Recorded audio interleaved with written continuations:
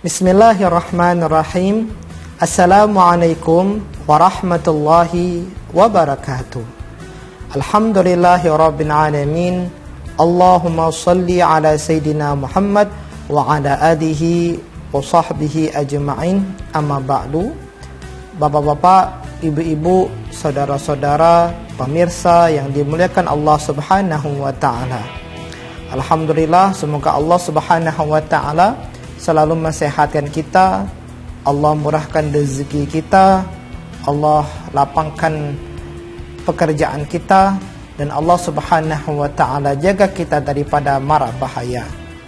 Allah Subhanahu wa taala berfirman, "Qul in kuntum tuhibbunallah fattabi'uni yuhibbukumullah wa yaghfir lakum dzunubakum." Katakanlah wahai Muhammad, jika kalian mencintai Allah, jika kalian mengaku kalian cinta kepada Allah, fattabi'uni, maka katakanlah wahai Muhammad, ikutilah aku, ikutilah ajaranku, ikutilah nasihatku. Yuhibbukumullah, pasti Allah akan cinta kepada kalian karena mengikuti ajaran Nabi Muhammad SAW, karena mengikuti sunnah Nabi Muhammad SAW. Tak hanya itu saja, wa yaghfir lakum dzunubakum, dan Allah pasti akan mengampuni segala kesalahan dan dosa yang telah kalian perbuat. Bapak-bapak, ibu-ibu, pemirsa yang dimuliakan Allah Subhanahu wa taala. Begitu pentingnya bagi kita semua sebagai umat Nabi Muhammad SAW untuk menerapkan sunnah-sunnah beliau. Bahkan Allah Subhanahu wa taala memberikan cintanya kepada seorang hamba yang mengikuti ajaran Nabi Muhammad SAW dan juga mendapatkan maghfirah, ampunan dari Allah atas kesalahan yang pernah mereka perbuat. Ada dua yang Allah berikan jika kita cinta kepada Allah, cinta kepada Nabi Muhammad SAW, kita hidupkan ajaran-ajaran beliau, kita praktekkan sunnah-sunnah beliau, maka Allah akan cinta kepada kita. Allah akan ampuni kesalahan-kesalahan yang pernah kita perbuat. Ada 4 sunnah yang mana Nabi Muhammad SAW katakan ini adalah sunnah-sunnah para nabi-nabi terdahulu dan sunnah beliau SAW. Beliau bersabda, arba'un min sunanil mursalin. Ada 4 hal yang menjadi sunnah para nabi, para rasul. Apakah sunnah itu? Apakah kebiasaan-kebiasaan itu? Yang pertama adalah al-haya'u, rasa malu. Setiap nabi dan rasul mempunyai rasa malu. Malu untuk berbuat salah. Malu untuk berbuat sesuatu yang tidak diridhoi oleh Allah Subhanahu wa taala. Paling tidak ada 3 hal yang kita mesti punya dalam konteks rasa malu ini.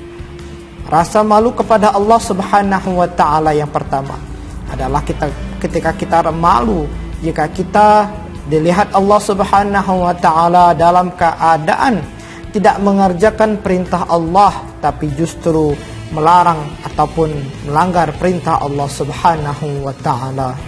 Jika kita telah memiliki perasaan malu seperti itu, kita akan bergegas untuk melaksanakan perintah dari Allah Subhanahu wa taala, dan kita pun mengurungkan diri tidak melakukan hal-hal yang Allah Subhanahu wa taala larang.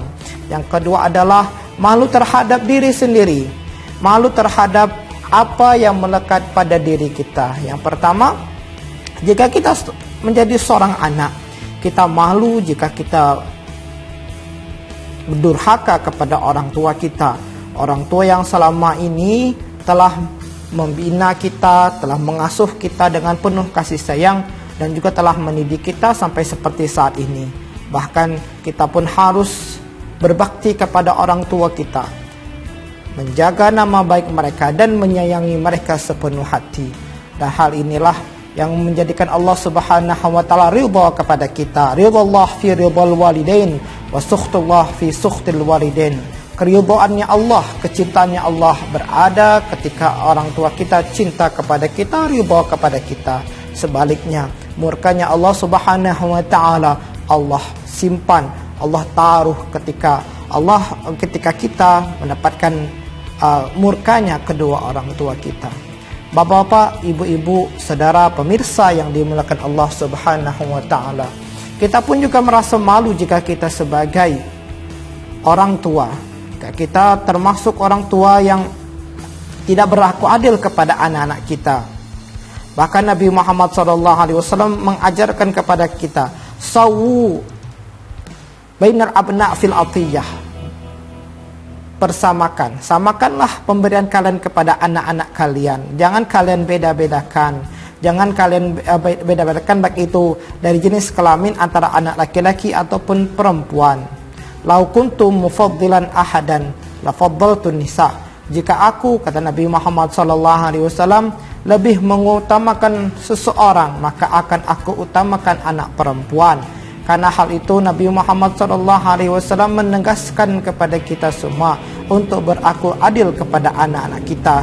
Bahkan Sayyidina Ali radhiyallahu anhu mendoakan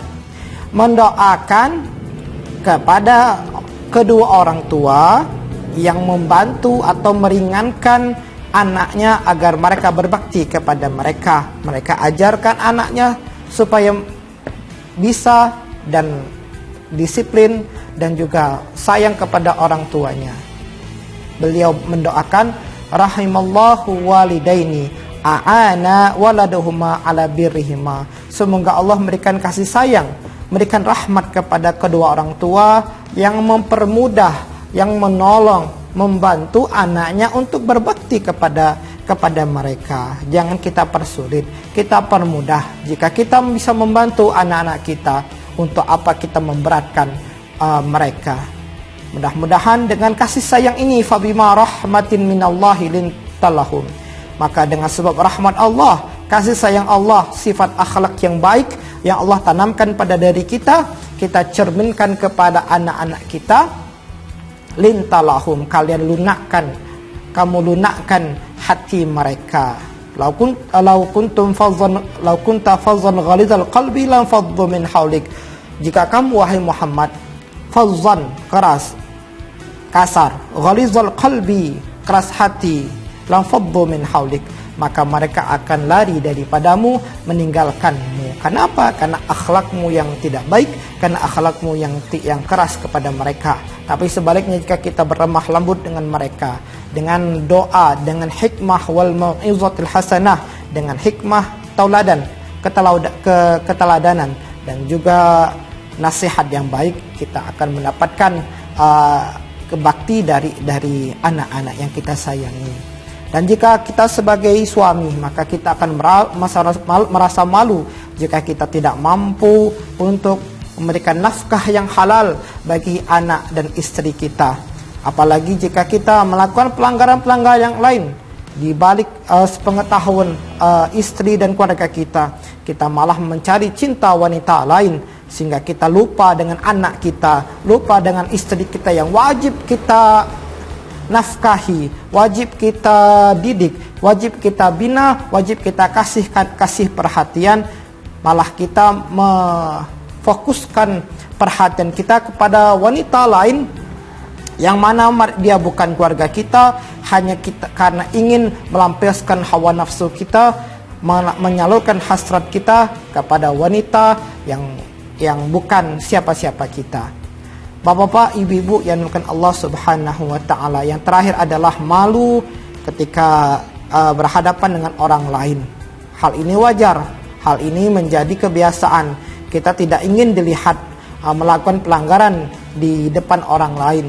Bahkan kita pun enggan melakukan maksiat di depan orang lain. Maka hal ini juga yang menjadikan sebab kita mengurungi niat kita untuk berbuat jahat karena dilihat orang lain. Karena pada dasarnya kita tidak ingin terlihat kurang, terlihat lemah, terlihat melakukan kesalahan di hadapan orang lain. Bapak-bapak, ibu-ibu yang pemirsa yang dimuliakan Allah Subhanahu wa taala. Lalu Nabi Muhammad SAW pun juga memberikan kita nasihat yang sangat singkat, tapi begitu padat maknanya. Min husnil islamil mar'i tarkuhu ma la ya'ni. dari baiknya keislaman seseorang. Orang itu dikatakan muslim yang baik, orang itu dikatakan muslimah yang baik. Tandanya apa? Tarkuhu ma la ya'nihi. Dia meninggalkan sesuatu yang mana tidak pantas baginya. Apa hal-hal yang tidak pantas dikerjakan oleh seorang muslim, dia tidak kerjakan. Apa yang tidak pantas yang dilakukan oleh seorang muslimah, dari cara berpakaian, dari cara bergaul, dari cara berbicara, dan dari cara pola hidupnya, maka dia akan tinggalkan. Karena fokus ataupun model hidup seorang muslim dan muslimah adalah Nabi Muhammad sallallahu alaihi wasallam. Bagaimana Nabi Muhammad berbicara, bagaimana Nabi Muhammad dalam rumah tangga, bagaimana Nabi Muhammad berjalan, bagaimana Nabi Muhammad berbicara. Itulah menjadi pokok ataupun model yang harus dicontoh oleh kaum muslimin dan muslimat di seluruh dunia. Bapak-bapak, ibu-ibu, saudara-saudara pemirsa yang dimuliakan Allah Subhanahu wa taala. Lalu yang kedua adalah memakai wewangian. Nabi Muhammad senang dengan hal-hal yang wangi. Kita pun sebagai umat manusia senang dengan hal-hal yang wangi.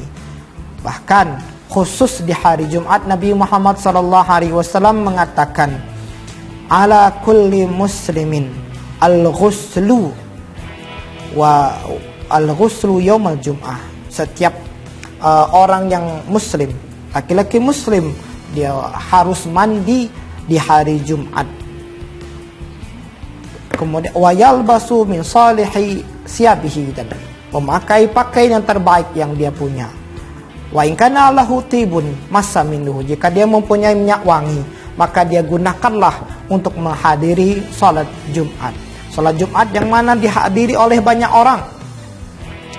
Kita betul-betul mempersiapkannya dengan sebaik-baiknya. Jangan sampai ada dari kita ataupun bersumber dari kita yang mengganggu jamaah lainnya, yang mengganggu saudara-saudara kita yang lainnya.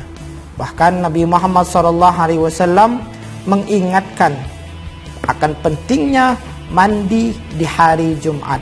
Man ightasala yaumul jum'ah wa ghassala.